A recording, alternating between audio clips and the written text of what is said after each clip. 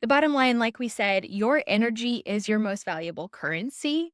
And it is so important to find ways to protect your energy and make sure that you are treating yourself with love and kindness, feeding yourself, supporting yourself with systems that feel smooth and feel life giving.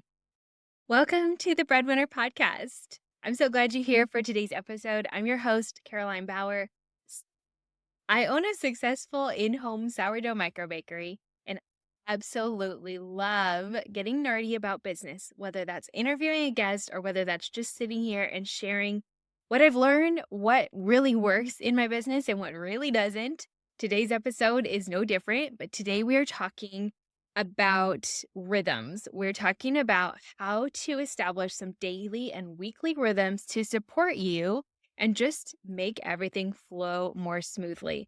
So I have found through the past 5 years or so of small business ownership that it's really important to have some habits and just rhythms that allow me to simplify and streamline tasks in my life and support me not just in my business, but also in my family life too. And so that's what we're going to be talking about today.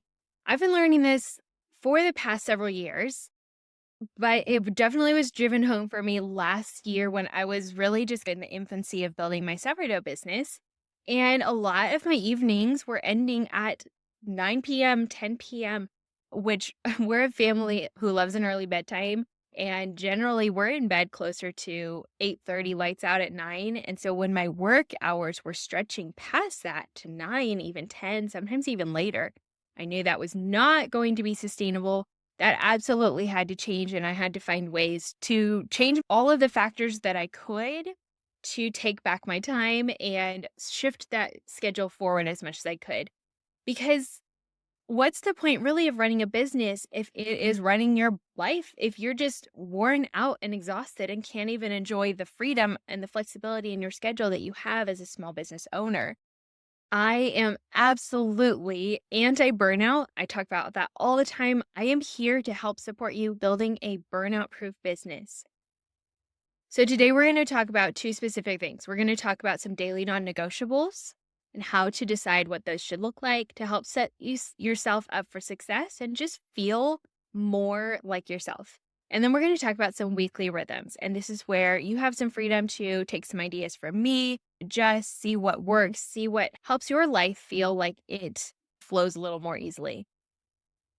So let's go ahead and jump on in first to the non-negotiable daily habits. There are three that we're going to name here. Bottom line, if you take nothing else from this episode, here's what I do want you to hear.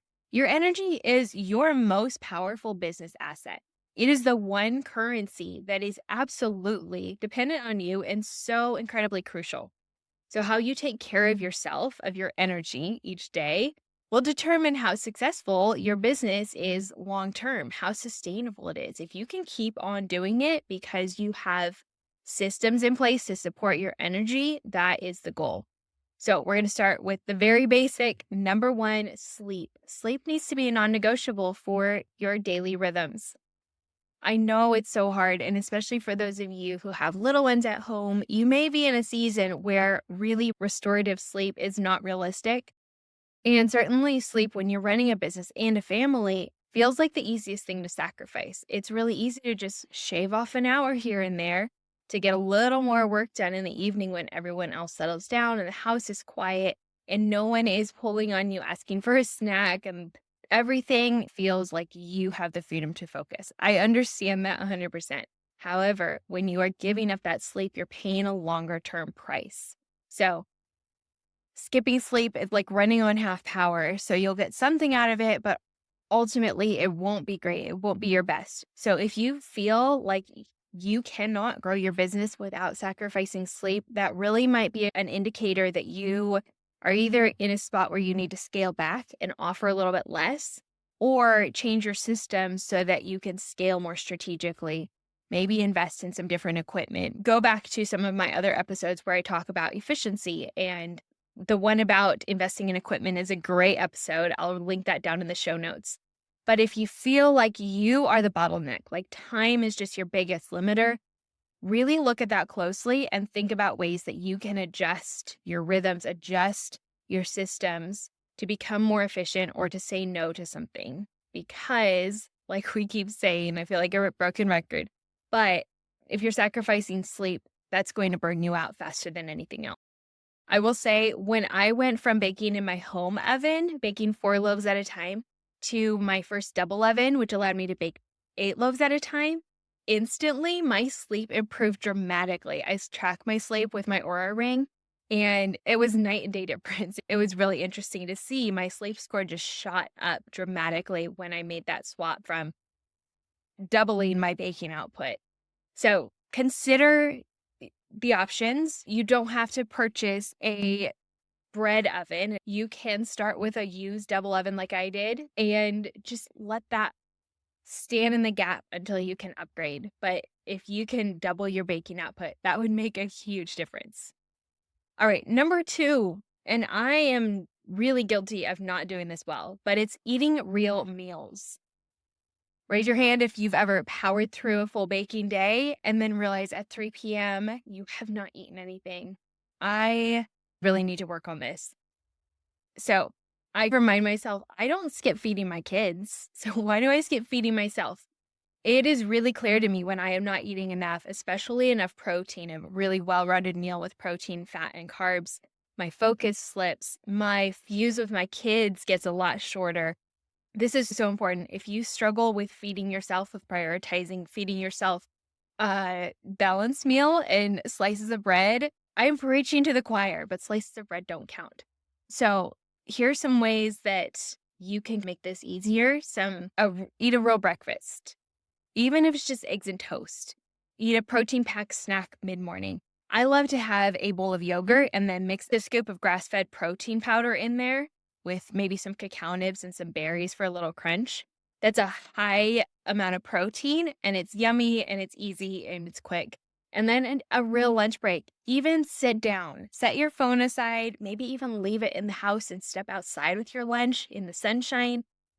Take 10, 15 minutes to sit down and actually eat your lunch without grabbing a bite and doing some work and standing in the kitchen. Focus and give yourself that time to actually eat some real food intentionally. And then number 3 is moving your body. This does not need to be complicated, but move your body with intention. This can just be a 10-minute walk before you start your baking, or even a 10-minute walk while your dough is resting, 15 minutes around the block or something. This does not have to be a full workout, but something intentional, something with structure and with purpose. This movement isn't about burning calories, but it's about clearing your mind, shaking off stress, keeping your energy up. Plus, bonus, if you are moving your body intentionally, then when you do go to bed, you're going to sleep more restfully.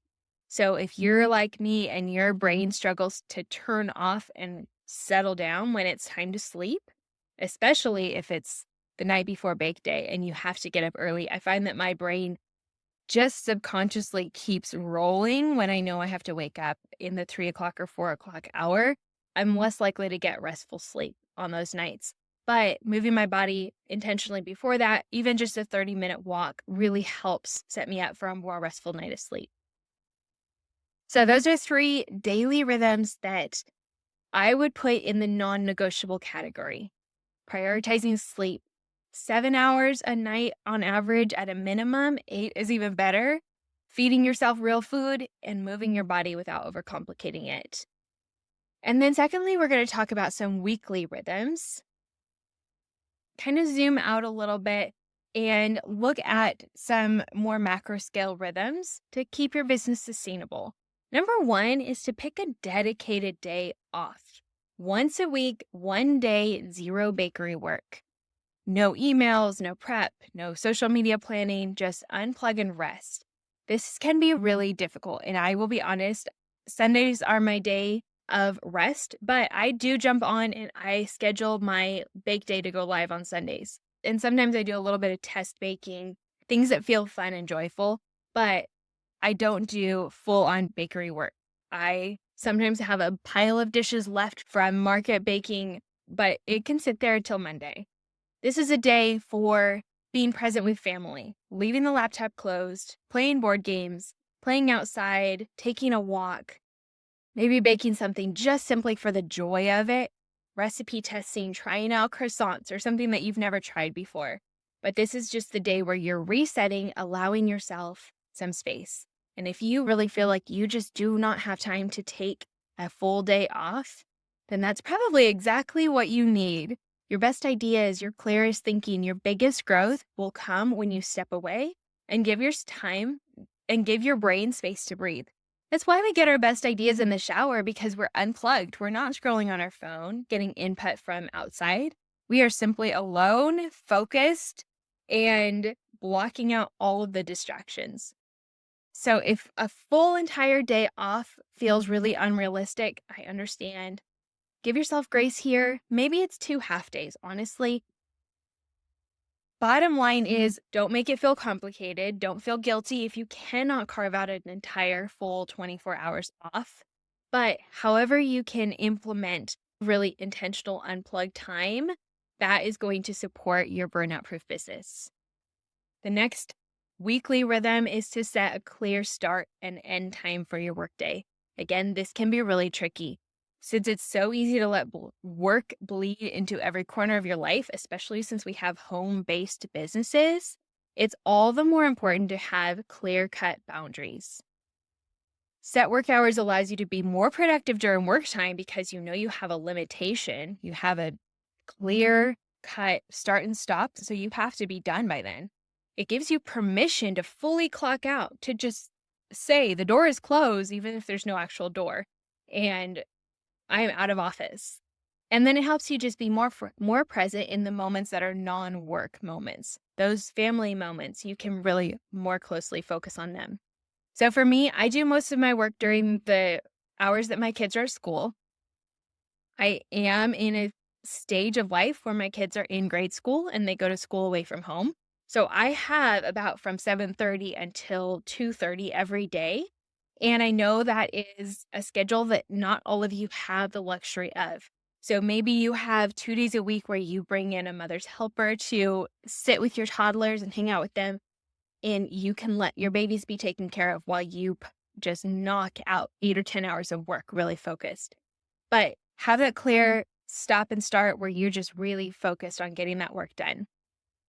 And then sometimes my days look like I work until the kids get home from school. I turn it all off while we have our family time in the afternoon. And I clock in sometimes for another 30 minutes or an hour to feed my starter, pre-measure ingredients, wrap things up, and prepare for the next day. And so that is still clear work hours. There's a start and an end time, but it's a split shift. If you've worked in the restaurant industry, you know it's still clear cut. There are still boundaries. It's not just bleeding over, stepping into the bakery all the time. I'm not always 100% good at this either. There are certainly days where it does flow and I do more bakery work than less, but try to be as intentional about this as possible so that it's clear in this supports your family too if they know when you're working and when you're not, and they can be on your team and support you in your work hours, and then just know that when you're not working, you are fully present and that is the family time and they will love and savor that time. The next weekly rhythm is to batch work for more efficiency.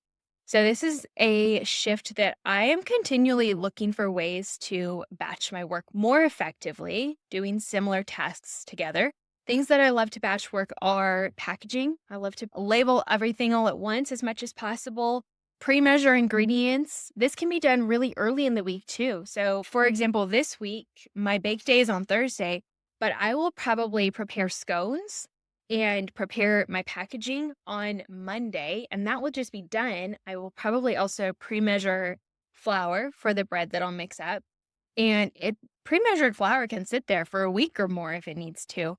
Just get it done ahead of time to support you so that you don't have to do it in the moment when it's time to mix up that dough. A couple more ideas for batching content could look like delineating certain days for certain categories. I have begun in the last few months clearly setting aside days for certain purposes. And this has been really helpful for efficiency because I'm not jumping around and feeling like I need to do a little bit of everything every day. So for me, your days are going to look totally different, but Mondays are coaching days. So I take calls for coaching clients. I have my inner circle group call on Mondays. I get coached myself on Mondays. Tuesdays are podcast days. So I record interviews with guests. I record solo episodes. I work on social media content. Wednesdays are dough days. And then Thursdays are either a bake day or another dough day. Fridays are bake day on market weeks, and off weeks are my CEO day. I do the things that move the needle in my business. And sometimes I go get a pedicure or meet a friend for coffee. But having really clear days for you, this might look like planning your social media content on Mondays, maybe dough prep on Tuesday, baking on Wednesday. Just a really clear purpose for each day can help you free up mental energy, have compartments for each task so that you're not constantly thinking about all the things every day. There are a few other things that we do on a weekly basis that really support the way our weeks flow. For the past school year, we have started baking a breakfast casserole every Sunday. So we just put hash browns in a big casserole pan and brown up some breakfast sausage and top it with eggs and bake it. So we have this casserole just ready in the fridge all week. And then we heat up slices for breakfast on school mornings. And that makes school mornings just go so much more smoothly. We're not making a hot breakfast every morning. It's already pre-made. It's a filling, tasty breakfast. I probably don't need to tell a lot of you that school mornings can be really crazy. A lot of things to remind the kids about, but having breakfast prepped ahead of time has been really helpful. Another thing that we've done is write out the routine for both mornings and afternoons for the kids. So they just look at the list on the fridge and it has things like make your bed, pack your backpack, get your lunch ready, brush your teeth, brush your hair, put on your shoes and socks. Just all those things that they can look at the list instead of me having to remind them. Now, I do sometimes remind them, but that has helped our mornings flow more quickly and smoothly. And then also afternoon, evenings. One thing that we've started doing several years ago, my kids are now 7 and 8, and we've been doing this since they were 3 and 4, I think. But they pack their own lunch and they pack it the evening before. So we have a dedicated drawer in our fridge with easy lunch supplies. So we always have lunch meat, sliced cheese, berries, sliced vegetables, olives, tomatoes, some pantry staples like crackers. We always have things ready that are just really simple, and we've taught the kids, and this took a lot of time and supervision, but they know to put a protein in their lunch and a fat. So olives, avocado slices, maybe some yogurt, and a carb. So they've got their fruit, their crackers, things like that. And we use Planet Box lunch boxes, and they know how to assemble their own lunch. So they pack their lunch the night before, stick it in the fridge, and then it's just ready to grab in the morning. That has made such a difference in our school mornings. Previously, I had been packing their lunches and doing it in the morning, and it just felt so stressful. And so I shifted to packing the evening before, but then I realized these kids are fully capable of it. They have stools, they can reach the counter. And so, like I said, I supervised for a long time, and I still check and make sure that lunch, I always ask them if it feels like it's enough to fuel their body. And sometimes they'll add a little bit more, but they've gotten really good about knowing what they need to feel full during their school day. And sometimes they're hungrier than other times and they'll eat more or less. But that has been a huge lifestyle shift that we made, an adjustment that just makes everything flow and feel so much more supportive. Another thing we do is have the kids choose their clothes the night before and lay them out for the school morning so they don't have to worry about choosing their clothes in the morning. That makes one less morning decision and just makes mornings that much less stressful. So I love to look at our life and look at all of the things that feel really stressful in the moment and think about ways that we can rethink that process, whether it is changing the time of day that we do it, or whether it's reframing it or shifting the process in some way to try to remove some of the stress. It just makes things like packing lunch, getting dressed in the morning, prepping my ingredients, those shifts that move the prep time or simplify it make life in general feel so much smoother. So, hopefully, this has given you some good food for thought, some ideas on maybe how you can create some systems that support your family and you as you grow your business, removing some stress, allowing you to be more present in the moments that matter, and allowing you to just have a more streamlined system so that you are more efficient during the times when you are baking and more focused on the times when you're not. I am here to support you and cheer you on and help you build a burnout proof business. I am so proud of you for the work that you're doing and the business that you're building, and so honored to be a little part of supporting you as you bring good bread and connect people in your community with it. As always, if you're not following the show yet, make sure that you do that. I will be back with another episode. They drop every Monday and Thursday. But until then, happy baking.